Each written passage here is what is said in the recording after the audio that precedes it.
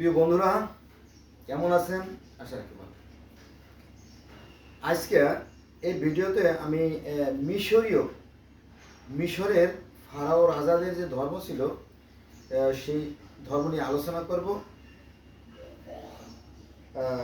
তার আগে পবিত্র কোরআন শরীফ থেকে একটা আয়াত আলোচনা করব। যেমন হুজুরা ওয়াজ করার সময় অথবা মসজিদে যখন তারা খুতবা দেয় তার আগে পরে যেভাবে আলোচনা করে অনেকটা ওরকম আর কি। সেটা হচ্ছে কেমন যে পবিত্র কোরআন শরীফে সূরা আল বাকারার একটা আয়াতে বলা হয়েছে যে কিছু মানুষ আছে যে তারা দেখেও দেখে না, শুনেও শোনে না, আর বুঝেও বোঝে না। তারা চতুষ্পদ জন্তুর চেয়ে কি নিকৃষ্ট। কার কথা? স্বয়ং সৃষ্টিকর্তার কথা, স্বয়ং আল্লাহর কথা, স্বয়ং মুহাম্মদ সাল্লাল্লাহু আলাইহি ওয়াসাল্লামের কথা, আর স্বয়ং কোরআনের কথা। এখন মানা না মানা আপনার একান্ত ব্যক্তিগত ব্যাপার। দেখেন, কথা প্রসঙ্গে কথা বলতে হয়। আমরা অনেকেই সিনেমা দেখেছি। সিনেমায় কিন্তু একজন নায়ক থাকে, নায়িকা থাকে, ভিলেন থাকে, তারও একজন প্রেমিকা থাকে, ইত্যাদি ইত্যাদি। এখন ওই নায়িকাকে যখন ভিলেন কোনো এক পর্যায়ে কাঁধে করে নিয়ে ছোটার চেষ্টা করে, তখন বলে যে শয়তান, তুই আমার দেহ পাবি, মন পাবি না, আছে না? দেখেন যে ঠিক এই ধর্ম ব্যবসায়ীরা, ধর্মগুরুরা তাদের ধর্মটাই বড় মনে করে, কিন্তু অন্য ধর্মকে ধর্ম মনে করে না। ফলে ধর্ম নিয়ে পৃথিবীতে সবচেয়ে বেশি সংঘাত, সবচেয়ে বেশি যুদ্ধ, সবচেয়ে বেশি রক্তপাত, সবচেয়ে প্রাণ নাশ। এই যে গোটা পৃথিবী, এই যে আমরা যে পৃথিবীতে বাস করতেছি, এই গোটা পৃথিবীর মধ্যে সর্বপ্রথম সভ্য জাতি হচ্ছে এই মিশরীয়রা। অথচ এত সভ্যতা, এত জ্ঞান, এত গরিমা, এত অহংকার, এত বাহাদুরি, এত প্রাচুর্য, এত বড়ত্ব, এত মহত্ব, এত বীরত্ব, এত উন্নত সভ্যতা দান করার পরেও তাদেরকে আমরা কি আমরা মুসলমানরা তাদেরকে আমরা সম্মান করতে পারি নাই। আমরা বিজ্ঞানের বিরোধী হয়ে গেছি। বিজ্ঞান science, anti group of science. তো এই বিজ্ঞানের বিরোধী হওয়ার ফলে আমরা মুসলমান আস্তে আস্তে মূর্খের কাতারে চলে যাচ্ছি, অধপতনের অতল তলে চলে যাচ্ছি। তবে একটা আশার কথা আছে যে জামাত ইসলাম যদি বাংলাদেশে ক্ষমতায় আসে, তাহলে দেখবেন অন্তত সত্য, ন্যায়, আদর্শের একটা পরিবেশ তৈরি হবে। কারণ তারা খুব শক্তভাবে সত্যকে প্রতিষ্ঠা করার মতো যোগ্যতা রাখে। আচ্ছা, মূল কথায় আসি। এই মিশর হচ্ছে গোটা পৃথিবীর মধ্যে প্রথম সভ্য জাতি। তারা জ্ঞান বিজ্ঞানে খুব উন্নত ছিল। তারা, আপনারা জানেন যে গোটা পৃথিবীর মধ্যে যে প্রথম যে লিখনী পদ্ধতি, ওটা তো লিখনী পদ্ধতি না, আসলে ওটা ছিল চিত্রাঙ্কন প্রতিযোগিতার মধ্যে আর কি, চিত্রলিপি আর কি, চিত্রলিপি। ওরা লিখতো, ওই অক্ষরগুলো ছিল মূলত বিভিন্ন ধরনের আপনার ওই ছবি সম্মিলিত, ওই ছোট ছবি সম্মিলিত, পরে ওটাকে অক্ষর রূপ দেওয়া হয়। এই প্রথম যে লিখিত পদ্ধতি, যে লেখনির মাধ্যমে আজকে পৃথিবী অনেক অনেক দূর এগিয়ে গেছে, তার মূলে ছিল এই মিশরীয়রা। অর্থাৎ মিশরীয়দের অবদান আপনি কশ্মীর কালো ভুলতে পারবেন না। গোটা পৃথিবীবাসী কখনোই ভুলতে পারবে না। তো এই লিখনী পদ্ধতির প্রথম আবিষ্কার কারা? এই মিশরীয়রা। এই মানুষকে মমি করার যে পদ্ধতি, এটা কারা প্রথম আবিষ্কার করছে? এটাও সেই মিশরীয়রা। তারপরে আপনার এই যে কৃষিকাজের যে চাষাবাদ পদ্ধতি, এটাও কিন্তু করছে এই মিশরীয়রা। তারপরে আপনার জ্যামিতি, অঙ্ক, ভূগোল থেকে শুরু করে আপনার সময়, এই যে আপনার দিন, তারপরে সপ্তাহ, মাস, বছর, ক্যালেন্ডার তৈরি করা। তারপরে আরও আশ্চর্য যে বিষয় আছে, আপনার জল ঘড়ির আবিষ্কার, তারপরে বালু ঘড়ির আবিষ্কার, এরকমটি অসংখ্য। তারপরে আপনার যে বিচার ব্যবস্থা, আইন তৈরি করা, অনেক মহৎ কাজ তারা করছে। কারা? এই মিশরীয়রা।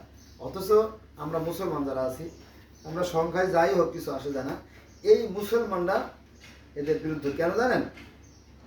সেটা হচ্ছে যে এই মিশরীয় যারা ফারাও রাজা ছিল, রাজারা তো আর কাম কাজ করে না, ওরা মাগি মদ জুয়ো নিয়ে আনন্দ ফুর্তি করে, হ্যাঁ, আর বড় বড় লিকচার চালে, চাপা মারে। কিন্তু কাজ করে কারা? কাজ করে ডাক্তার, ইঞ্জিনিয়ার, প্রফেসর, সাহিত্যিক, সাংবাদিক, গবেষক, যারা চিন্তাশীল এবং যারা বিবেকবান, সমাজের যারা শিক্ষিত, তারা। তো এই মিশরীয় ফারাও রাজাদের পিছনে যারা কাজ করতো, তারাই আজকের ইহুদিয়া। তো এই ফারাও রাজারা কি করতো জানেন? এই ফারাও রাজারা আপনার এই ইহুদিদেরকে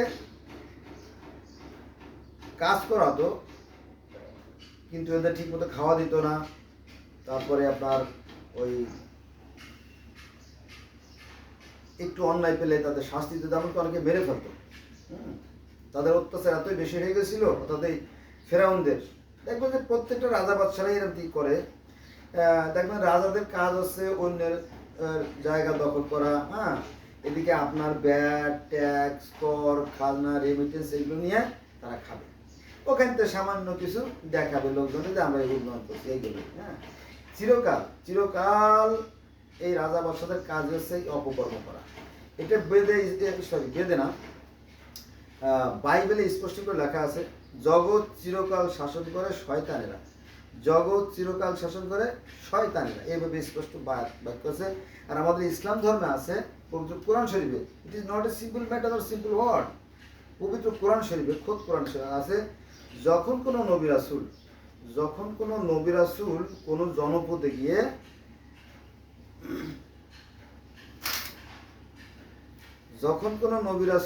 জনপদে গিয়ে ওই অঞ্চলে যারা বিত্তবান, ওই অঞ্চলে যারা প্রভাবশালী, তাদেরকে বলছে তোমরা আসো, সত্যের পথে আসো, ন্যায়ের পথে আসো, কল্যাণের পথে আসো। তখন ওইখানকার যারা প্রভাবশালী তারা বলছে তোমার কথা আমরা শুনলাম এবং প্রত্যাখ্যান করলাম। এবার আসেন, example is better then percept, প্রমাণ। এই ইহুদিরাও কিন্তু 70 জন নবীকে হত্যা করছে, এই প্রমাণ আমরা কোরআন হাদিস থেকে পাই। আপনি আমার এই কথা কাটতে পারবেন না। তো এই মিশরীয়দের বেলাও এই ফারাও রাজারা ছিল কি অতি জুলুমবাজ, অতি অত্যাচারী, জালেম, ঠিক আছে। তো সেখান থেকে তারা এই মূসা নবীর নেতৃত্বে, এই মূসা নবীকে হিন্দুরা বলে শ্রীকৃষ্ণ, আর ইহুদিরা বলে মোজেস, খ্রিস্টানরা বলে মসি, আর আমরা মুসলমান বলি মূসা।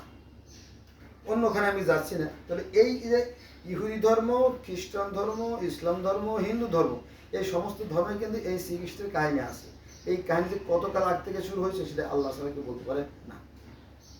একই কাহিনী, মূসার কাহিনী আর শ্রীকৃষ্ণের কাহিনী একই কাহিনী। আমার এখানে ভিডিও আছে, আমার এই চ্যানেলে ভিডিও আছে, দেখতে পারেন, অথবা আপনারা যদি তাদের জীবনী দেখেন তাহলে দেখবেন একই বিষয়। এবার আসেন, এই মিশরীয়দেরকে একটা ধর্ম ছিল, হ্যাঁ, তারা সেই নিরাকার, আমি যেমন মুসলমানের সন্তান, আমরা যেমন নিরাকার সৃষ্টিকর্তাকে বিশ্বাস করি, তো এই মিশরীয়রাও এক নিরাকার অদৃশ্য সত্তাতে বিশ্বাস করত, যে হ্যাঁ একটা শক্তি আছে, সেই মিশরীয় প্রাকৃতিক শক্তিকে অদৃশ্য শক্তি বা বিশ্বাস করতো, তাকে বলা হতো রা। তো এমনও বিশ্বাস করতো রায়ের একটা চোখ হচ্ছে এই সূর্য, আর একটা চোখ হচ্ছে চাঁদ। কেমন বুঝলেন?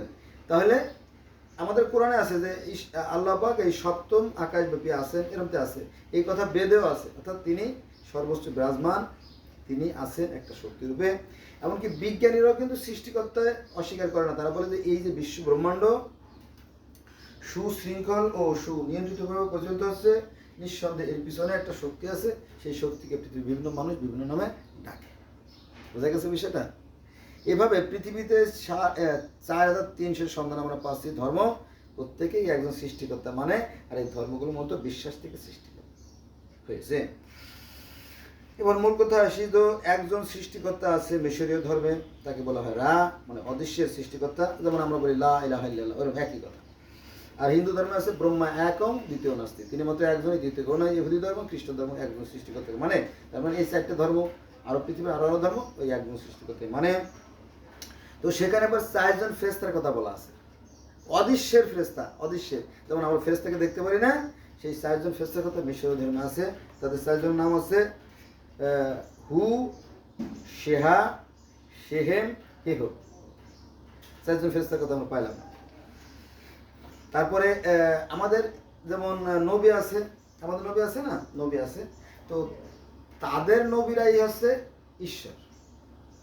হ্যাঁ, একথা সত্যি যে মিশরীয় ফারাও রাজারা তারা নিজেদেরকে ঈশ্বরের পুত্র দাবি করত, কারণ ঈশ্বর তাদেরকে সৃষ্টি করেছেন। কিন্তু সৃষ্টির প্রথম দিকের কাহিনী যে যিনি সৃষ্টিকর্তা, যিনি আল্লাহ, যিনি মাবুদ, যিনি গড, যিনি ইলা, যিনি আহুরা মাজদা, যিনি টিয়ান, যিনি তাও, যিনি হরি, যিনি নারায়ণ, যিনি গোবিন্দ, যিনি প্রজাপতি, হ্যাঁ, যিনি ব্রাহ্মণেশপতি, হিন্দুরা বিভিন্ন নামে ডাকে, যিনি আহুরা মাজদা, যিনি আপনার ঈশ্বর বোম্বা, তারপর যিনি তাও, এবার বিভিন্ন পৃথিবীর বিভিন্ন ধর্ম বিভিন্ন ডাকে মূলত সেই একজনকে ডাকে। হ্যাঁ, অদৃশ্য, কিন্তু আমরা এই বিষয়ে জানি না। তো আপনি পাইলেন কই? আমি বিভিন্ন ধর্মের ছাত্র বলে আমি জানলাম। তো সেখানেও 4জন ফেরেশতার কথা বলা আছে। যে 4জন ফেরেশতার কথা বলা আছে সনাতন ধর্মে ব্রহ্মা, বিষ্ণু, শিব, মহেশ, 4জন ফেরেশতার কথা বলা আছে। আবার আমাদের ইসলাম ধর্মে আছে আজরাইল, জিব্রাইল, ইসলাম দিকে 4জন ফেরেশতার কথা বলা। তাহলে ইহুদি ধর্ম বলেন, খ্রিস্টান ধর্ম বলেন, ইসলাম ধর্ম বলেন, হিন্দু ধর্ম বলেন, আর যাই বলেন, প্রত্যেকটা ধর্মে 4জন ফেরেশতার কথা বলা আছে। এই কথা আপনাকে মানতেই হবে, মানতেই হবে। না মানলে তো আপনি ওই যে দেখেও দেখলেন না, শুনেও শুনলেন, বুঝে বললেন না। আচ্ছা, এবার সেই যে পানি থেকে সৃষ্টি, হ্যাঁ, এই পানি থেকে সৃষ্টি কথা বলা আছে এই মিশরীয় ধর্মে, যে নান, নান মানে পানি, নান মানে পানি। মিশরীয় ভাষায় নানকে বলে পানি, পানি থেকে তারপরে ডিম, ডিম থেকে গর্ভাশয় সৃষ্টি।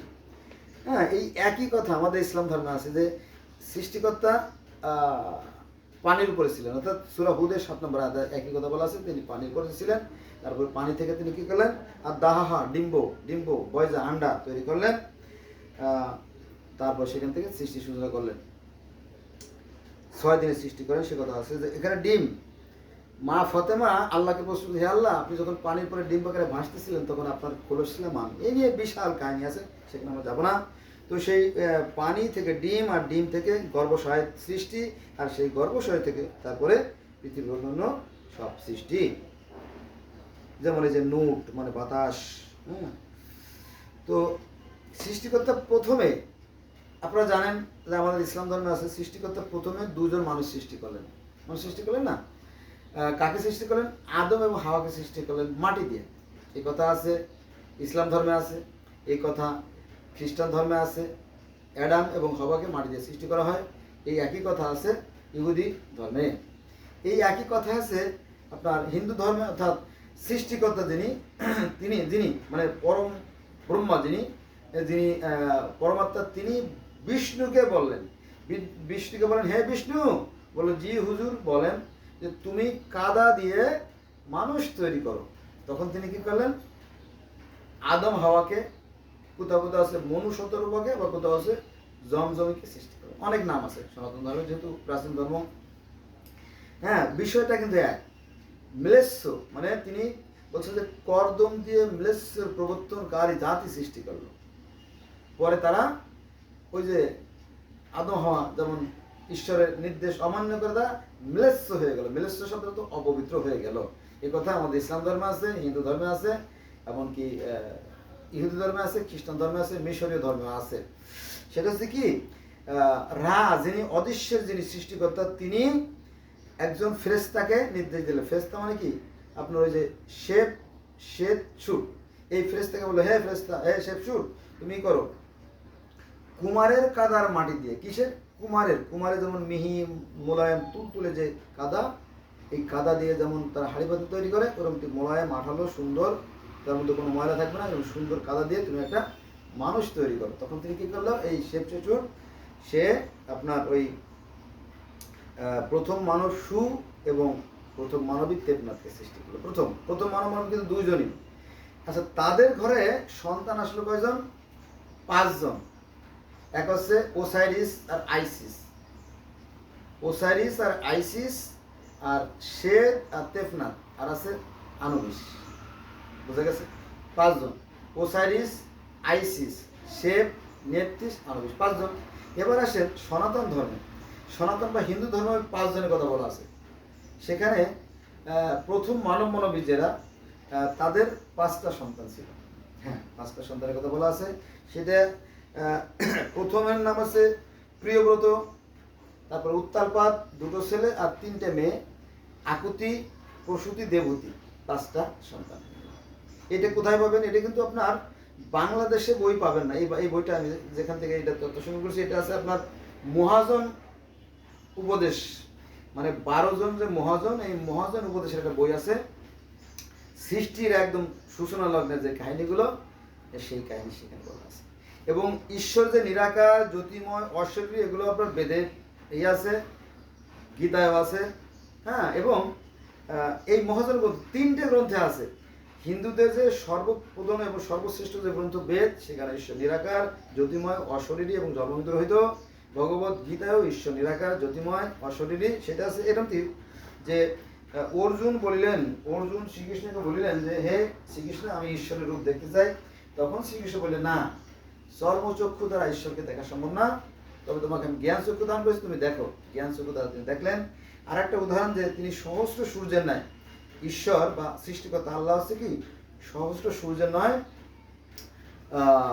সহস্র সূর্য যে আকাশে উদিত হয় তাহার তুলনায় ঈশ্বরের জ্যোতি কিছুই না, মানে তিনি বিশাল ব্যাপক এক শক্তি, সেই কথা বলা হয়েছে। এটা হচ্ছে কি চায় আপনার ভগবত গীতায়। তারপর বেদেও বলছে ঈশ্বর জ্যোতিময়, গীতাও বলছে ঈশ্বর জ্যোতিময়। এবং এই যে মহাজন গ্রন্থ, পৃথিবীর প্রথম যে সৃষ্টি রহস্য নিয়ে যে আলোচনা, যে মহাজন গ্রন্থ, 12 জন মহাজন, তো সেখানেও নারদ মুনি, উনি খুব সাধক পুরুষ ছিলেন, নবী রাসূলদের মতোই। উনি মন্দাকিনী নদীর তরে বসে ধ্যান সাধনা করতেছিলেন। ধ্যান, তপস্যা, আরাধনা, যজ্ঞ, যাই বলে, নামাজ, prayer, as you like as you say. তো সেই নারদ মুনি যখন মন্দাকিনী নদীর তরে বসে ধ্যান সাধনা করতেছিলেন, তখন ঈশ্বরের ঈশ্বর আসলেন। যেমন আমাদের আল্লাহর সাথে নবীর যেমন সাক্ষাৎ হয়েছে অসংখ্য নবীর, ওরকমটি সেই মন্দাকিনী নদীর তরে ঈশ্বর আবির্ভাব হয়ে দেখা দিলেন নারদ মুনির সাথে। তখন তো উনি চমকে গেলেন, হে ভগবান, হে ঈশ্বর, হে গোবিন্দ, হে হরি, হে তুমি কোথায় থাকো গো? বলো যে আমাকে যারা ডাকে, আমার যারা গুণগান গায়, সেই সমস্ত ভক্তের কাছে আমি প্রকাশিত হই, নিজেকে প্রকাশ করি। আর এভাবে একটা কথা রয়েছে, সেটা হচ্ছে আমাদের ইসলাম ধর্ম, ইহুদি ধর্ম এবং খ্রিস্টান ধর্ম, এই 3টে ধর্ম, এই ধর্মগুলো বা সনাতন ধর্ম, এই সমস্ত ধর্ম আসছে মূলত পার্সিয়ান ধর্ম থেকে। এটা হচ্ছে আমার কথা না, কিন্তু মাইন্ড করবেন প্লিজ, এটা যারা ধর্ম নিয়ে রিসার্চ করে তাদের কথা। যে পার্সিয়ান ধর্মের যিনি জরস্টার, যিনি ধর্মের প্রতিষ্ঠাতা, তিনি একজন সাধক পুরুষ ছিলেন। তিনি ছিলেন একজন পুরোহিতের সন্তান। তো উনি একবার নদীর মোহনায় বসে ধ্যান করতেছিলেন। তখন ঈশ্বরের এক দূত এসে তার সাথে কথা বলে গেলেন যে মানুষ তো পাপিষ্ঠ হয়ে গেছে, মানুষ তো বিধর্মী হয়ে গেছে, হে জরথুস, তুমি এদেরকে ধর্ম শিক্ষা দাও।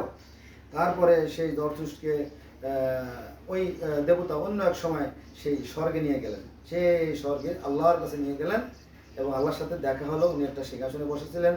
তারপরে স্বর্গের যে সুখ শান্তি আরাম হয় সেগুলো দেখলেন এবং নরকের যে শাস্তি সেগুলো দেখে আসলেন। এই মিরাজের কথা কোথায়? পার্সিয়ান ধর্মে অর্থাৎ জরথুস ধর্মে আছে। তারপরে আপনার গ্রিক ধর্ম, রোমান ধর্মে আছে। তারপরে মিশরীয়রা তো স্বয়ং ঈশ্বরের সাথে কথাই বলতেন এবং ঈশ্বরের কাছ থেকে কোনো মেসেজ দিলে মেসেজগুলো আনতেন একজন দেবতা, আর ওটাকে আপনার জনসম্মুখে প্রচার করতেন আরেকজন দেবতা। এরকম কাহিনী আছে, আপনাদেরকে আমি পড়ে শোনাচ্ছি এরকম কাহিনী। হ্যাঁ, তো ঈশ্বরের বার্তা অনেকের কাছেই পাঠাইছেন। আর ইহুদি ধর্মের মধ্যে স্বয়ং সৃষ্টিকর্তা মুসার সাথে দেখা করছেন। তারপরে খ্রিস্টান ধর্মের স্বয়ং সৃষ্টিকর্তা ঈসা নবীর সাথে দেখা করছেন। উনি জর্দান নদীতে গোসল করতে গেলে কবুতর রূপ ধরে আসে ঈশ্বর তার সাথে কথা বলে, কিন্তু বর্ণনা আছে। আর আমাদের নবী মুহাম্মদ সাল্লাল্লাহু আলাইহি ওয়াসাল্লামকে মিরাজে গিয়ে দেখা করছেন। বন্ধুরা, একসাথে তো আসলে এতগুলো ধর্মের আলোচনা করা যায় না, তারপরেও করতেছি। তো যেটা বলতেছিলাম যে নানের পানি থেকে অর্থাৎ পানি থেকে প্রথমে ডিম্ব তৈরি হয়, নতুন গর্ভাশয় তৈরি হয়, আর সেখান থেকে তৈরি হয় ওসিরিস, পরে ওরাস, সেত, আইসিস, নেপথিস এর জন্ম। এইভাবে সৃষ্টি করে আর কি। আচ্ছা, তারপরে স্রষ্টার বিশ্রাম, জানেন না যে সৃষ্টিকর্তা 6 দিন পৃথিবী সৃষ্টি করার বিশ্রামে গেলেন, এই সমস্ত কথা আছে আপনার ইহুদি ধর্মে, খ্রিস্টান ধর্মে, ইসলাম ধর্মে, সনাতন ধর্মে, তারপরে আপনার ইহুদি ধর্মে, হ্যাঁ, পৃথিবীর আপনার ফান ধর্মে, ডগন ধর্মে, রাষ্ট্রফারা ধর্মে, কনফিউসিয়াস ধর্মে, তাও ধর্মে, সিন্ধু ধর্মে, অ্যাস্টেক ধর্মে, বহু ধর্মে এই কাহিনী আছে। তো পৃথিবী, স্বর্গ, নরক সৃষ্টির পর নুটকে বললেন, ও সৃষ্টিকর্তা প্রথমে মানুষদের সাথে কিন্তু একসাথে দিন থাকতেন, মানুষকে সৃষ্টি করার পরে আর তিনি আল্লাহ একসাথেই থাকতেন, ওদের ভালো মন্দ দেখতেন, অনেকটা সন্তানের মতন। তো এই ওসিরিস আর আইসিস দুই ভাই ক্ষমতা নিয়ে মারামারি কাটাকাটি শুরু করে দিল। হায় রে, মারামারি কাটাকাটি কিছুতেই থামে না, থামে না, থামে না। এক পর্যায়ে বিশ্বের সালিসি হলো, কিন্তু কিছুতে থামে না। পরে আল্লাহ পাক অর্থাৎ যে সৃষ্টিকর্তা যিনি, হ্যাঁ, রা রা রা হচ্ছে অদৃশ্যের সৃষ্টিকর্তা, তিনি বললেন না, তোদের সাথে আমি থাকবো না, আমি চললাম। উনি কি করলেন, উনি বাতাসকে বলে, হে বাতাস, বাতাসের দেবতা নাম হচ্ছে নূর, এ নূর তুমি আমাকে স্বর্গে নিয়ে চলো। তো এরপরে ওসাইরিস ছিল, আরো আরো দেবতারা ছিল, তারা বললো যে হুজুররা আমাদেরকে রাখেন না, এই দুনিয়াটা ভালো না, নষ্ট হয়ে গেছে, তোমরা যাইতেছ, চলো যাই। তো ওরা গরুর পিঠে চড়ে ওরা কি করছে জানেন, এই যে বাকি ওসাইরিস, তারপর অন্যান্য যে দেবতা ছিল, মনে করেন যে হু, পেহা, শেষে পেহ, এরকম অনেক দেবতা আছে। তো তারা, এটা কিন্তু ঐশ্বরিক দেবতা, স্বর্গের দেবতা, তারা সায় করে স্বর্গে চলে গেল। আর আমাদের ইসলাম ধর্ম আছে, আদমকে পৃথিবীতে ফেলে দেওয়া হলো, ঈশ্বর স্বর্গে থেকে গেল। এর একই কাহিনী, একটু এদিক ওদিক ঘুরো, আর কিছু না। তো দেখেন, তো তিনি চলে গেলেন। পৃথিবী, স্বর্গ, নরক সৃষ্টির পর নুটকে বললেন, উপরে স্বর্গে রেখে এসো আমাকে। নানের পানিতে প্রথমে পাহাড় সৃষ্টি হয়। এই যে আপনার এই যে পানি থেকে প্রথমে ওই যে পৃথিবীটা আস্তে আস্তে গজে উঠলো, এরকম কাহিনী যেমন আছে। তো এ ধর বলা হয়েছে যে নানের পানি থেকে প্রথমে পাহাড় গজিয়ে ওঠে, নাম বলা হয় নাই। এই পাহাড় কোনো কোনো ধর বলা হয়েছে রিক্রোডিয়াল পাহাড়, কোনো কোনো ধর বলা হয়েছে বেন বেন পাহাড়, কোনো কোনো ধর বলা হয়েছে এটা আপনার জুদি পাহাড়, কোনো কোনো হ্যাঁ, জুদি পাহাড় না অবশ্য, মোটামুটি পাহাড়ের কথা। হ্যাঁ, তারপরে সনাতন ধর্মে আছে গোবর্ধন পাহাড়, ইত্যাদি ইত্যাদি পাহাড়ের কথা আছে, বহু বহু ধর্মে, সেখানে যাবো না। পাহাড় হোক আর মাটি হোক জেগে উঠলো, তারপরে সেখানে আবার মানুষ সৃষ্টি হলো। এটা সৃষ্টির প্রথম লগ্নের কথা বলতেছি। তো ডিমের মধ্যে ছিল অন্ধকার, এই যে ডিমের মধ্যে ছিল অন্ধকার আর ছিল আলোর পাখি, সেই মহাজাগতিক ডিমের মধ্য থেকে প্রথমে নিজেকে সৃষ্টি করেন থোট। থোটকে প্রথম আবিষ্কার হয়। এই যে প্রথম সৃষ্টির যে কাহিনী, এই কাহিনীও অনেক জায়গায় আছে, যেমন সনাতন ধর্মে আছে, সনাতন মানে প্রাচীন ধর্ম।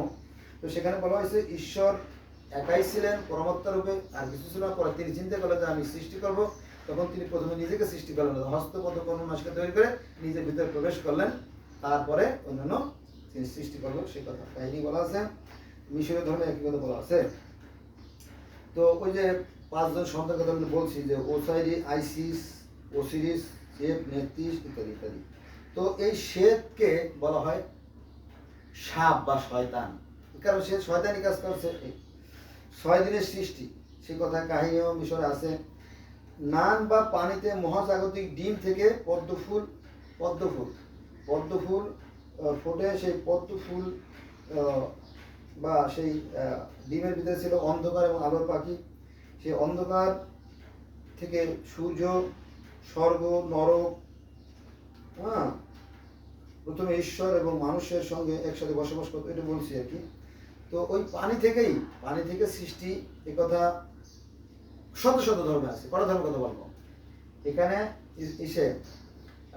হিন্দু ধর্ম বলা হয়েছে পানি থেকে সৃষ্টি, তারপরে ইসলাম ধর্ম বলা হয়েছে পানি থেকে সৃষ্টি, হিন্দু ধর্ম পানি থেকে সৃষ্টি, খ্রিস্টান ধর্ম, মিশরীয় ধর্ম পানি থেকে সৃষ্টি, এবং ওই গ্রিক ধর্ম, রোমান ধর্ম পানি থেকে সৃষ্টি। সেটা হচ্ছে যে মানে সেই যে স্বর্গের যিনি রাজা, সেটা তো ইন্দিরা, স্বর্গের রাজা হচ্ছে জিউস, কিন্তু যিনি মহাদেবতা যিনি অদৃশ্য হলো কাওয়াস, তার অন্ডকোষ পানিতে ফেলে দেয়, পরে সেখান থেকে পানি থেকে সৃষ্টির সূচনা হয়। আফ্রিদিতে শব্দ তো ফেনা, এই ফেনা থেকে এই আফ্রিদিতে জন্ম, এর একটি কাহিনী আছে, সেখানে আমি যাবো না। তো এই যে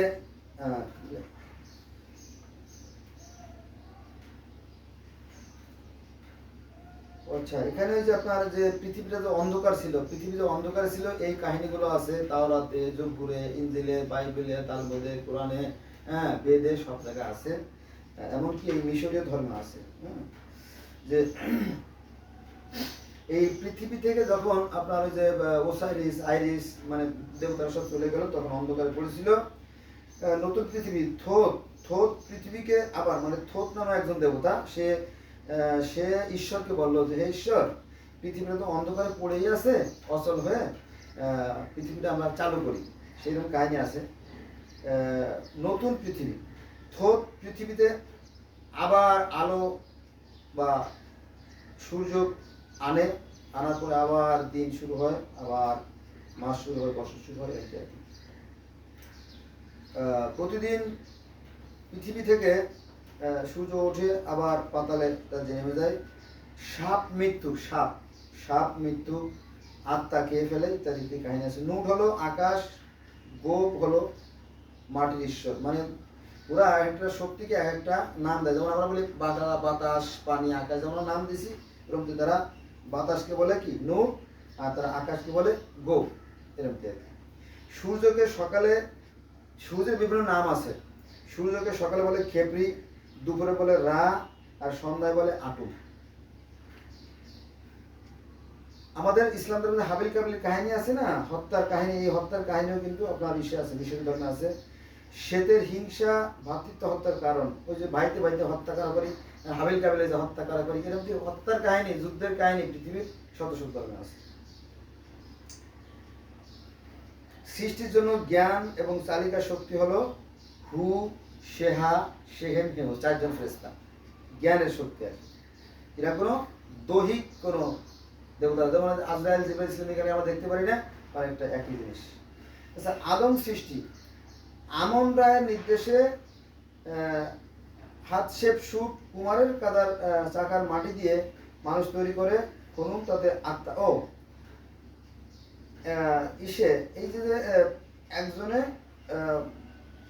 মানুষ সৃষ্টি করলো, কাদা যে মানুষ সৃষ্টি করলো।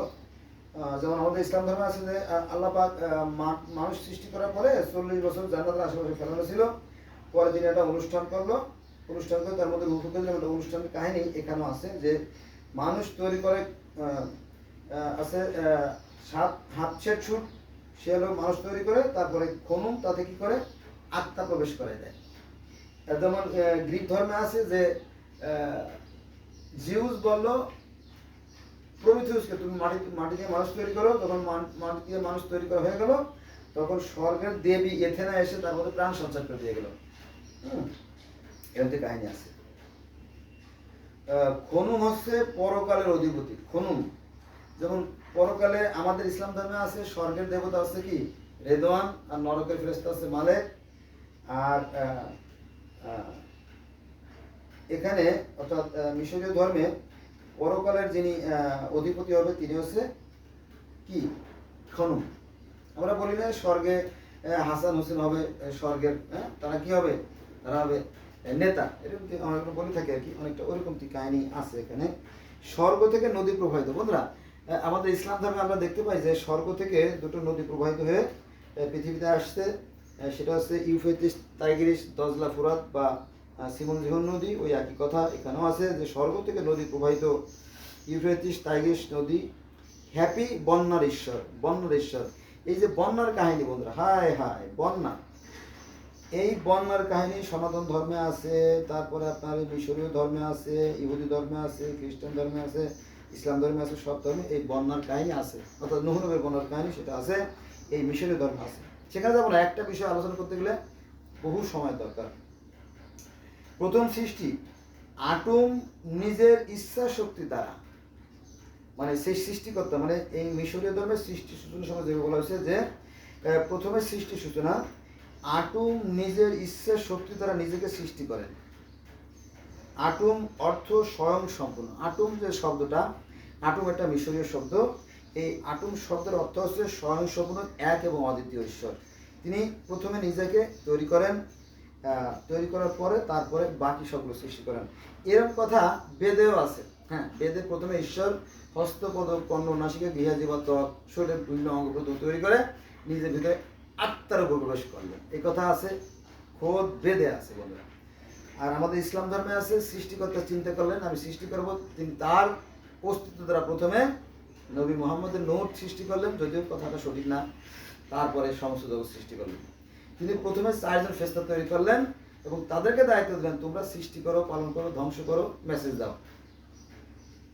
আজরাইল রূহ কবজ করে, জিব্রাইল মেসেজ আদান প্রদান করে, মিকাইল গোটা সৃষ্টিকুলের জীবের খাদ্য তৈরি করেন এবং বন্টন করেন। হ্যাঁ, আর যাক এরকম আমাদের 4 ফেরেশতা 4 জন দায়িত্ব, বুঝা গেছে।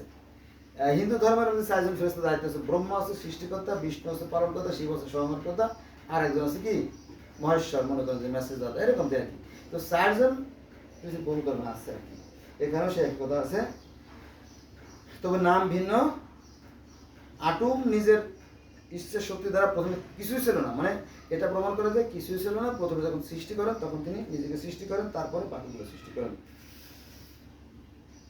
আমরাও মুসলমানরাও বলি যে আল্লাহ পাকের আছে, শরীর আছে, হাত আছে, মুখ আছে, তবে কেমন আছে সেটার ব্যাখ্যা দেওয়া সম্ভব না। কারণ তার যদি শরীর নাই থাকে তাহলে তিনি সপ্তম আকাশে নূরের সিংহাসন কিভাবে বসতে দিতে পারতেন না, তাই না? বসার জন্য একটা আসন দরকার, যেহেতু আছে নিশ্চয়ই তার অস্তিত্ব আছে, তবে কেমন সেটা আমরা জানি না, আমরা সেটা মানি আর কি। তো সেই কথা এখানে আছে। আটুম নিজের থুতু দিয়ে, বুঝলা, এখানে একটা কথা আছে, আটুম নিজের থুতু দিয়ে পুত্র সু ও কন্যা তেপ্তাতকে জন্ম দেন। এই যে থুতু দিয়ে একটা মানে সৃষ্টি, এই কাহিনী কিন্তু ইসলাম ধর্মে আছে। সেটা হচ্ছে যে আদমকে যখন জান্নাতের আশেপাশে 40 বছর ফেলে রাখা হলো, তখন যখন তাকে বিভিন্ন ফেরেশতারা দেখতে যেত, বিশেষ করে ইবলিস শয়তান তাকে দেখলো, দেখার পরে ঘৃণা ছিল, ছি থু, এই পচা কাদা দিয়ে মানুষ তৈরি করছে, তারে আবার শ্রেষ্ঠত্ব দেব, থু। ওই যে ইবলিস শয়তান যে থুতু ফেলাইছিল, সেই থুতু থেকে কুকুরের জন্ম, এরকম বলা হয়। আর এখানে মানে মিশরীয় ধর্মে বলা হয়েছে আটুম থুতু দিয়ে প্রথমে সু এবং কন্যা তেফনাতকে জন্ম দেন, থুতু দিয়ে জন্ম দেন। এখানে 2টা বর্ণনা পাওয়া যায়, একটা হচ্ছে মাটি দিয়ে, তার পরবর্তীতে প্রথমে মাটি দিয়ে, তারপর থুতু দিয়ে, এইভাবে বর্ণনা পাওয়া, 2টা বর্ণনা পাওয়া যায়। আচ্ছা, এবার আসেন, আমাদের ইসলাম ধর্মে অনেক ফেরেশতা আছে না, যেমন কেরাবিন, কাতেবিন, মুনকার, নাকির, রেদওয়ান, মালেক, এরা কিন্তু ফেরেশতা, এরকম অনেক ফেরেশতার কথা বলা আছে। তো এই মিশরীয় ধর্মেও কিন্তু অনেক দেবতাদের কথা বলা আছে, ফেরেশতার কথা বলা আছে। মনে করেন যেমন আমন হচ্ছে বাতাসের দেবতা, আমন, অনেক নাম আছে কিন্তু, যেমন ওই যে নূর হচ্ছে বাতাসের দেবতা, আবার আমন হচ্ছে বাতাসের দেবতা। তারপরে থিবিস হচ্ছে পানির দেবতা, থিবিস অর্থাৎ পানি। আর তারপরে হুরাস মানে আকাশের দেবতা। তারপরে ওসিরিস হচ্ছে শস্যের দেবতা, শস্য, আমাদের যেমন মিকাইল। আর হিন্দুদের বিষ্ণু। ব্রহ্মা হচ্ছে সৃষ্টিকর্তা, বিষ্ণু হচ্ছে পালনকর্তা, শস্য উৎপাদন করেন এবং জীবের প্রাণ রক্ষা করেন। ওরকম দেখি এখানে ওসিরিস হচ্ছে শস্যের দেবতা, আর আইসিস হচ্ছে দৈব বাণীর দেবতা। বলছিলাম দৈব বাণী, এই যে আল্লাহ পাকের কাছ থেকে যে জিব্রাইল আমাদেরকে মুসলমানদের জন্য যে ওহী নিয়ে আসে, ঠিক সনাতন মানে এই মিশরীয় ধর্ম আপনার আইসিস হচ্ছে দৈব বাণী দেবতা। দৈব বাণী অদৃশ্য বাণী, এই ঈশ্বরের কাছ থেকে সৃষ্টিকর্তা থেকে যে দৈব বাণী আনতেন তার নাম হচ্ছে কি আইসিস। এই আইসিস আল্লাহর কাছ থেকে বাণী নিয়ে আসতো। এবং নুট হচ্ছে স্বর্গের দেবতা। আমাদের ইসলাম ধর্মের স্বর্গের দেবতা কে?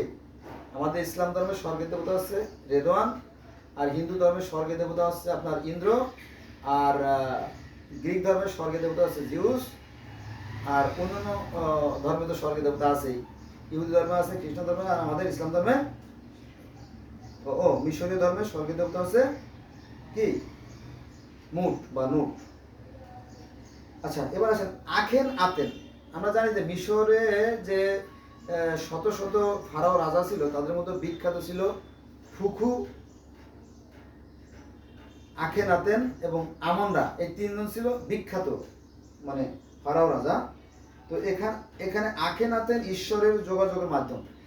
আখেনাতেনের মাধ্যমে ঈশ্বরের থেকে যোগাযোগের মাধ্যম, অর্থাৎ ওহি নিয়ে আসতো। আর একটা পণ্য আছে খোনস। খোনস হচ্ছে দৈববাণী প্রচারক।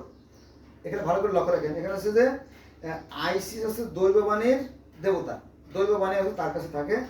আর এই দৈববাণী প্রচার করে কে? খোনস। খোনস দৈববাণী প্রচারক বা ভাগ্য নিয়ন্ত্রক। দৈববাণী প্রচার করে এবং মানুষের ভাগ্য নিয়ন্ত্রণ করে। এই কাহিনীগুলো কিন্তু আমাদের ইসলাম ধর্মে আছে যে হ্যাঁ ভাগ্য আল্লাহ নিয়ন্ত্রণ করে, এরকম আমরা শর্টকাট চালাই দিই। ইসলাম ধর্মে শর্টকাট। আচ্ছা যাক, ভাগ্য নিয়ন্ত্রক খনুম নিজেকে সৃষ্টি করে। খনুম যিনি, তিনি নিজেকে নিজে সৃষ্টিকর্তা, এখানে সৃষ্টিকর্তার কথা বলা হয়েছে। এবং তিনি 4টি পিলারের উপর সবকিছু দাঁড় করে রেখেছেন। এই 4টে পিলার কি 4জন ফেরেশতার কথা বলা আছে নাকি 4টে কি, এটা আমি বলতে পারবো না। আচ্ছা, যেমন মনে করতে যাজক ধর্মগুরু, ব্রাহ্মণ ধর্মগুরু, পুরোহিত ধর্মগুরু, বুদ্ধ ধর্মগুরু, আলেম ওলামা, হাফেজকারী মাওলানা, এরা ধর্মগুরু। এক এক ধর্মে এক এক নাম। দেখেন যে ভিন্ন নাম, কিন্তু ভালো করে খেয়াল রাখেন, নাম কিন্তু ভিন্ন কিন্তু কাজ কিন্তু এক। নাম কিন্তু ভিন্ন কিন্তু কাজ কিন্তু এক। ভালো করে লক্ষ্য করে দেখেন যে যাজক এরা কারা বলে? ইহুদি খ্রিস্টানরা। ব্রাহ্মণ হিন্দুদের ধর্মগুরু, আর পুরোহিত খ্রিস্টানদের ধর্মগুরু, বুদ্ধদের ধর্মগুরু, আর আলেম ওলামা ইসলামের ধর্মগুরু। তাহলে যাজক একটা শব্দ, ব্রাহ্মণ আর একটা শব্দ, পুরোহিত আর একটা শব্দ, বুদ্ধ আর একটা শব্দ, আর আলেম ও একটা শব্দ। দেখেন যাজক 1, ব্রাহ্মণ 2, পুরোহিত 3, বুদ্ধ 4, আলেম 5, হ্যাঁ, ধর্মগুরু 6। এগুলোর অর্থ এক, যদিও শব্দগুলো ভিন্ন কিন্তু এদের কার্যকলাপ ভূমিকা এক। আচ্ছা যাক, এবার আসেন 8 জন দেবতা। 8 জন দেবতা কথা বলা আছে এই মিশরীয় ধর্মে। সেটা হচ্ছে 1 নম্বরে নাম তার স্ত্রী নাউনেত। 2 নম্বরে হাওহে, মানে জোড়ায় এভাবে সৃষ্টিকর্তার বিধান আছে নেগেটিভ পজিটিভের মাধ্যমে। যেমন ঘরে বাতি জ্বলতেছে, নেগেটিভ পজিটিভ দুইটা শক্তির মাধ্যমে। ঠিক এইভাবে দুটো শক্তি পৃথিবীর সর্বত্র ক্রিয়া করে, ক্রিয়ার মাধ্যমে সৃষ্টি হয়, ধ্বংস হয়। তো এখানে এই যে সৃষ্টির যে পদ্ধতি, এটা হচ্ছে এইভাবে জোড়ায়। তাহলে নাউনের, হাউহে, কাউকে, আমনের, মানে জোড়ায় 8 জন দেবতা। এদের বিভিন্ন ধরনের দায়িত্ব আছে। তারপরে ঈশ্বর হচ্ছে খানুম, মানুষ মাটি দিয়ে তৈরি। এগুলো মিশরীয় ধর্মে আছে, মানুষ মাটি তৈরি। প্রেতলোক, বন্ধুরা প্রেতলোক মানে কি? প্রেতলোক বা পিশাচ, এই পিশাচ শব্দটা আছে কোথায়? এই পিশাচ শব্দটা আছে বেদে। আর এই প্রেতলোক শব্দের কথাটা আছে কোথায়? মিশরীয় ধর্ম। অর্থাৎ প্রেতলোক মানে কি? এই যে খারাপ মানুষ যারা যেখানে থাকবে, শয়তান যেগুলো পাপিষ্ট, তারা সেখানে থাকবে। আর যারা সৎ বান্দা তাদের জন্য তো স্বর্গ আছে, জান্নাত, সেই কথা বলা আছে।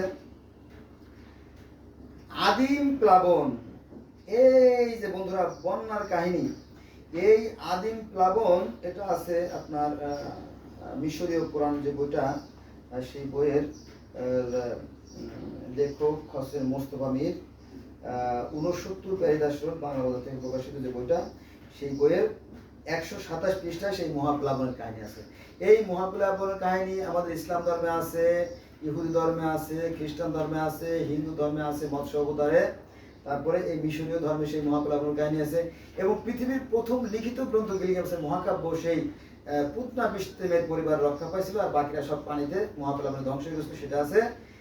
তার মানে কি? পৃথিবীর অসংখ্য ধর্মে সেই মহাপ্লাবনের কাহিনী আছে, কিন্তু আমরা জানি না, বা আমাদের যারা ধর্মগুরু, যারা আমাদের আলেম ওলামা, মুফতি, মুহাদ্দিসকারী, হাফেজকারী, মাওলানা, মাশায়েখ, পীর মাশায়েখ, বুজুর্গ ইত্যাদি, ওরাও আমাদেরকে জানায় না, বলে আমরা জানতে পারি না। তো সেখানেও মহাপ্লাবনের কাহিনী বলা আছে। তারপরে ডিম থেকে সৃষ্টি সে কথা বলা আছে। গরু গরু গরু একটা মোস্ট ইম্পর্টেন্ট বিষয়। হযরত আদম আলাইহিস সালাম যখন পৃথিবীতে নেমে আসে তখন সাথে একটা গরু ছিল, সেই গরুর কাহিনী আমাদের ইসলাম ধর্মে আছে। কোরআনের প্রথম বাকারা সূরাতে, বাকারা মানে গরু বা গাভী, সেখানেও কোরআনের কথা বলা আছে। ইহুদি ধর্মে গরু আছে, খ্রিস্টান ধর্মে গরু আছে, হ্যাঁ।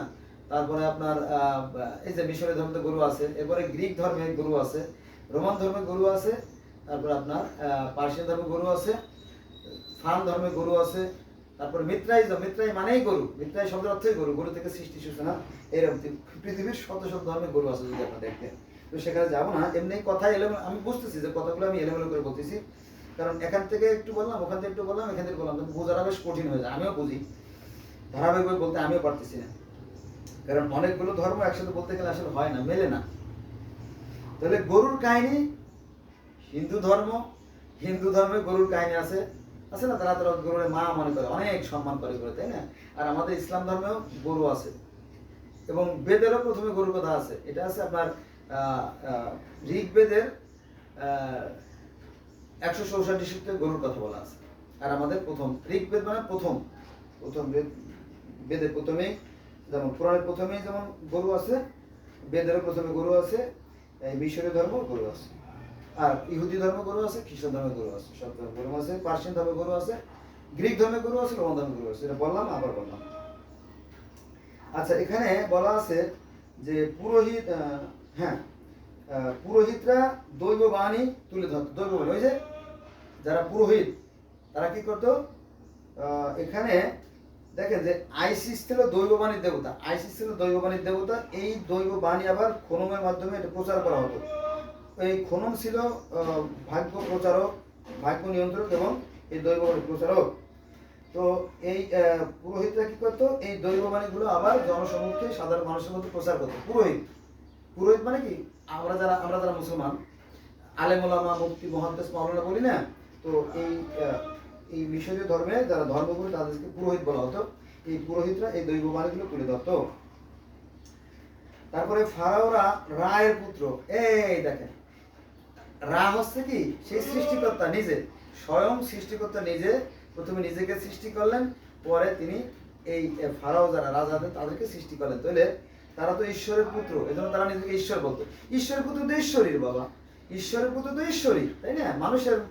মানুষের সন্তান তুই মানুষই হবি, হ্যাঁ, মানুষের সন্তান তো মানুষই হয়। তাহলে ঈশ্বর যখন তাকে সৃষ্টি করলো তখন তো ঈশ্বরের পুত্র এক অর্থে, যদিও অনেক পার্থক্য। তাই ফারাওরা নিজেদেরকে ঈশ্বর দাবি করত। আর যিনি সৃষ্টিকর্তা তাকে অবশ্য তারা ভাই বন্ধু বলতো না, তারা বলতো তিনি হচ্ছে মহা ঈশ্বর, মহা ঈশ্বরই আমাদেরকে সৃষ্টি করেছেন। মিশরীয় ফারাও রাজা নিজেদেরকে ঈশ্বর দাবি করতো, ঘটনা সত্য, কিন্তু তারা সৃষ্টিকর্তা নন। সৃষ্টিকর্তা হচ্ছে সেই মহা ঈশ্বর, আর সেই মহা ঈশ্বরের সৃষ্টি হচ্ছে তারা সেই ঈশ্বর, ঠিক আছে? এই তারা দাবি করতো। কিন্তু এই কথাটা মানে এই নেগেটিভ দিকটা শুধু আমাদের আলেমরা দাবি করে, ওরা নিজেকে ঈশ্বর দাবি করে, এটা শিরক। হিন্দুরা মূর্তি পূজা করে, এটা শিরক, ওরা দোষী করবে। কিন্তু হিন্দুদের মধ্যে যে নিরাকার ঈশ্বরে বিশ্বাস করে, নিরাকার, জ্যোতির্ময়, অশরীরী, জন্মন্ত হয়তো যে একজন সৃষ্টিকর্তা প্রমাণ করে, এই কথা, পজিটিভ কথাগুলো বলে না। কারণ কি, তাহলে তার ব্যবসা ক্ষতি হয়ে যাবে, বুঝছেন? এই জন্য আমি মনে করি এই ধর্মটা একটা ধোঁকাবাজি ব্যবসা। কিন্তু এই ধর্ম আবার সবার জন্য একই। এই ধর্ম সত্য, সুন্দর, কল্যাণ কথা বলে, ন্যায়ের কথা বলে, আদর্শের কথা বলে। ধর্ম সুন্দর জিনিস, কিন্তু এই নিয়ে বেশিরভাগ লোক ধোঁকা দিয়ে খায়। এবার আসেন তাবিজ কবজ। তাবিজ কবজের যে কাহিনীগুলো, সেটা তো এই মিশরীয় পুরাণে আছে। তারপরে চেষ্টা দ্বারা ভাগ্য নিয়ন্ত্রণ করা যায়, হ্যাঁ, যারা সৎকর্ম করবে তারা স্বর্গে থাকবে, আর যারা অসৎ কর্ম করবে তারা নরকে থাকবে। এই কাহিনী ইসলাম ধর্ম আছে, আবার কি মিশরীয় ধর্মে আছে, পৃথিবীর আরো বহু ধর্মে আছে। চেষ্টা দ্বারা ভাগ্য পরিবর্তন কথা এটা বলছি, এটা আছে আপনার 150 পৃষ্ঠায়। স্বর্গের বৃক্ষ, বন্ধুরা, এই যে স্বর্গে যেটা বৃক্ষ, এই বৃক্ষের কথা, আল্লাহু আকবার, এই বৃক্ষের কথা মিশরীয় ধর্মে আছে। এই বৃক্ষের কথা পৃথিবীর প্রথম যে লিখিত গ্রন্থ গিলগামেশের মহাকাব্য, সেখানে আছে। সেটা আছে আপনার জীবনলতা, জীবনলতা, যে বৃক্ষের নাম জীবনলতা। আর আমাদের ইসলাম ধর্মে আছে সেটা গন্ধবলতা। আর হিন্দু ধর্মে আছে সেটা ছিল আসলে জ্ঞানদায়ক বৃক্ষ। আর ইহুদি খ্রিস্টান ধর্মে আছে সেটা হচ্ছে কি, জন্মমৃতদায়ক যে বৃক্ষ। তো এই বৃক্ষের কথাও এখানে আছে, মিশরীয় ধর্মে আছে। এই কথাগুলো যে কত যুগ আগের থেকে, কত লক্ষ, কত কোটি বছর বা কখন থেকে যে সৃষ্টি সূচনা হয়েছে সেটা সেই সৃষ্টির কথা স্যার কেউ বলতে পারবে না। তো এই যে আপনার বন্যার কথা, বন্যার কাহিনী, তারপরে আপনার আত্মা, মাটি দিয়ে মানুষ তৈরি, তারপরে বৃক্ষ, বৃক্ষের কাহিনী, বৃক্ষের ফল খাওয়ার কাহিনী, সব কাহিনী মিশরীয় ধর্মে আছে। তো বিচার বিচার বিচার আছে না, আমাদের ইসলাম ধর্মে আছে বিচার দিবস অর্থাৎ কিয়ামতের দিন। এই কিয়ামতের কথা ইহুদি ধর্মে আছে, খ্রিস্টান ধর্মে আছে, তারপরে আপনার পার্সিয়ান ধর্মে আছে সেই সিম্বত সাঁকো পার হয়ে স্বর্গে যেতে হবে। তারপরে হিন্দু ধর্মে আছে বৈতরণী নদী পার হয়ে স্বর্গে যেতে হবে, আর আমাদের পুলসিরাত পার হয়ে স্বর্গে যেতে হবে। এই যে কাহিনী, আর এখানে মিজান পার হয়ে স্বর্গে যেতে হবে, এরকম কাহিনী আছে। মিজান বা দাড়িপাল্লা, এই কথা এই মিশরীয় ধর্ম থেকে আমরা পাই। আচ্ছা, নরকের ফেরেশতা মালেক, আমাদের ইসলাম ধর্মে নরকের ফেরেশতাকে মালেক, হিন্দু ধর্মে নরকের ফেরেশতা জম। আর এই মিশরীয় ধর্মে নরকের ফেরেশতা আছে কি সেনকেত। কি নাম? সেনকেত। এটা আছে 153 পৃষ্ঠা। এটা আছে আপনার মিশরীয় পুরাণ, লেখকের নাম আছে মোস্তফা মীর, 69 প্যারিদাস, বাংলা বাজার, ঢাকা 1100 থেকে প্রকাশিত যে মিশরীয় পুরাণ, সেখান থেকে আমি সংগ্রহ করছি। বন্ধুরা আমার দোষ দেবেন না, ভুল ভ্রান্তি হলে ক্ষমা সুন্দর দৃষ্টি দেখবেন। তো আসলে একটা ভিডিও দিয়ে তো আসলে একটা ধর্ম বোঝানো সম্ভব না, কয়েক হাজার বা কয়েক লক্ষ ভিডিও দরকার। কিন্তু আমি একটা ভিডিও দিয়ে আপনাদেরকে একটা ধর্ম তো বোঝানোর চেষ্টা করছি, আরো 10টা ধর্ম কথা চলে আসতেছে। একটু ক্ষমা সুন্দর দৃষ্টি দেখবেন ভুলগুলো, কারণ আমি শব্দ জড়তায় ভুগছি আমি নিজেই, এটা আমি স্বীকার করতেছি। Sorry for that, excuse me. আচ্ছা, নরকের ফেরেশতা মালেক, আর এখানে যিনি নরকের ফেরেশতা তিনি হচ্ছে সেনকেত। এটা মিশরীয় শব্দ, মনে রাখবেন। তো ফারাওরা ভালো ঈশ্বর, ফারাওরা কিন্তু ভালো, ফারাওরা আছে কি ঈশ্বরের আশীর্বাদ তুষ্ট। আর হ্যাঁ, যারা ওই যে নরকে থাকবে, সে নরকের কথা কোথায় গেল, প্রেত লোকে থাকবে, তারা আছে কি পাপিষ্ট, পাপী তারা। আচ্ছা, এবার আসেন স্বর্গে মহা ঈশ্বর থাকে, স্বর্গে থাকে মহা ঈশ্বর, আর ফারাওরা হচ্ছে ঈশ্বর, এখানে পার্থক্য আছে। তো নল খাগড়ার বনে বা পেপিরাসের বনে শিশু হোরাসকে লুকিয়ে রাখে। হোরাস মরলে শ্বেতের পৃথিবীতে আধিপত্য পুরোহিত, মানে এই যে নল খাগড়ার বনে শিশুকে হোরাস বা শিশু, ওই যে শিশু মুসা নবীর যে লুকায় রাখার যে কাহিনীগুলো, সেই কাহিনীর একটা আভাস পাওয়া যায়। তো পুরোহিতের দিনব্যাপী ঝুড়িতে শিশু, সাপ, রায়ের দৈব বাণী, হ্যাঁ, মুসার একটা গন্ধ পাওয়া যায় এই কাহিনী থেকে। আমি স্পষ্ট বলতে পারবো না, কারণ ওই নোট করছি তো ভুলে গেছি, কারণ শত শত ধর্ম নিয়ে পড়ি, এতগুলো তো মুখস্থ করা সম্ভব না, তো পাগল হয়ে যাবো, অনেকটা পাগল হয়েও গেছি বটে। হ্যাঁ, মাথা গরম হয়ে যায় এত কথা বললে। বন্ধুরা বলুন তো, তাহলে আমরা বেদে পাইলাম ব্রহ্মা, বিষ্ণু, শিব, মহেশ্বর 4 জন। আমরা কোরআনে পাই আজরাইল, জিবরাইল, ইসরাইল, মিকাইল 4 জন। আর মিশরীয় ধর্মে পাই হু, শেহা, শেহেম, হেহু 4 জন। ঠিক আছে, ফেরেশতা। এখানে এই ফেরেশতাকে আবার অন্য নামে ডাকা হয়, জানেন? সেটা শোনেন কি, যেমন মিশরীয় ধর্মে পিতা, পিতা তিনি সৃষ্টি কার্য করেন, মানে সেই মহান যিনি সর্বশক্তিমান, যিনি রা, তার নির্দেশে পিতাহ নামে একজন, তিনি এই সৃষ্টি কার্যের সূচনা করেন।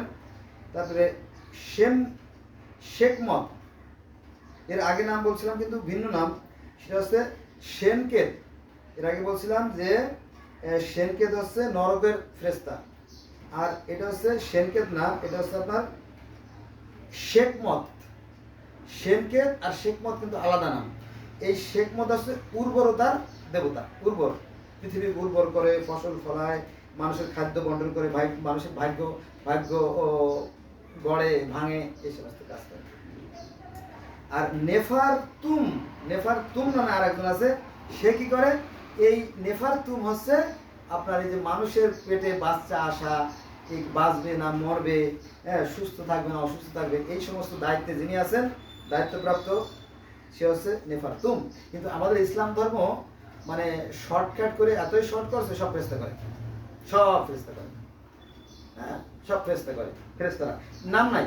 এই যে ফেরেশতারা সন্তান ছেলে হবে না মেয়ে হবে, হ্যাঁ, বিকলাঙ্গ হবে না ভালো হবে, তার চোখ থাকবে না, নাক থাকবে না, কান থাকবে না, কি থাকবে, চুল থাকবে নাকি, টাক থাকবে, হ্যাঁ, তার হাড় থাকবে নাকি, হাড় নষ্ট থাকবে বা নষ্ট হয়ে গেছে।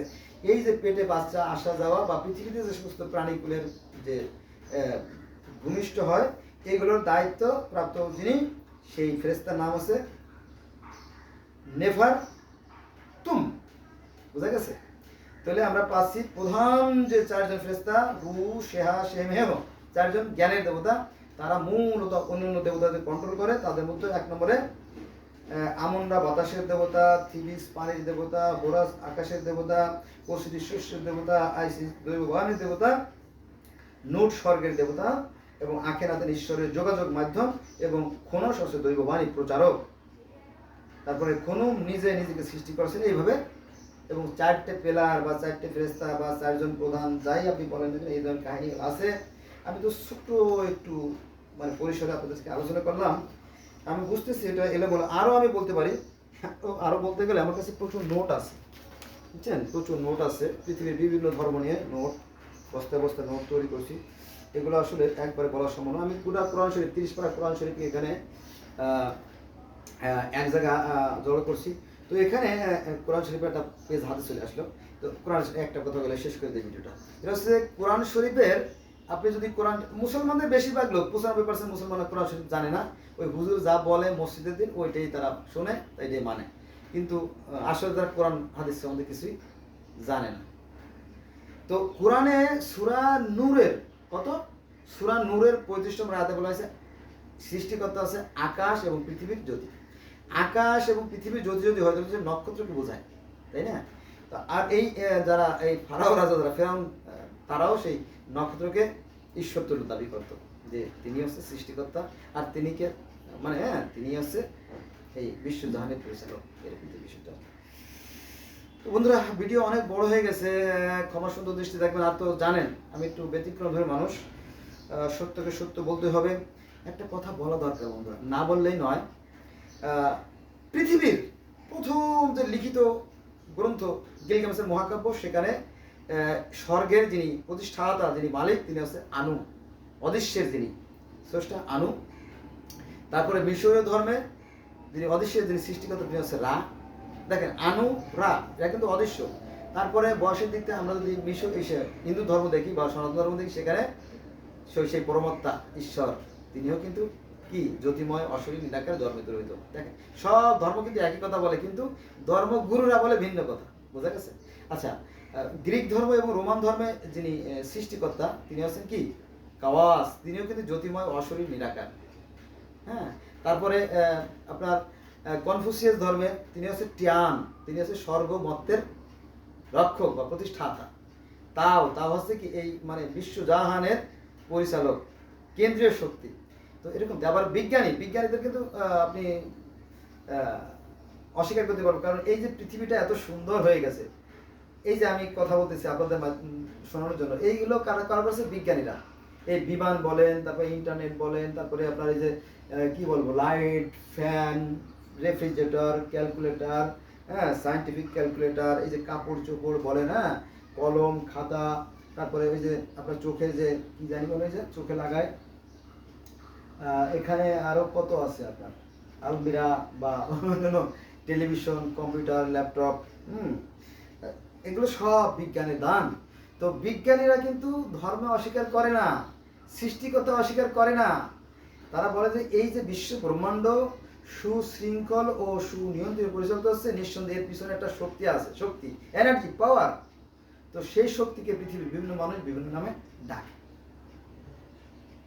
বিজ্ঞানী নিউটন একবার তার ঘরে বিশ্রাম নিচ্ছে, তো আরেক বন্ধু আসলো, আসার পরে দেখে যে টেবিলের উপর সুন্দর একটা আপনার ওই পৃথিবীর যে চিত্র, গোলাকার চিত্র, সুন্দর। তো তার বন্ধু নিউটনকে বললো যে দোস্ত, এই এত সুন্দর একটা জিনিস কে তৈরি করেছে? তো নিউটন বলছে, না, ওটা কেউ তৈরি করে নাই। তুই কি খোঁজ? তো এমনি এমনি আছে, ওটা এমনি এমনি আছে।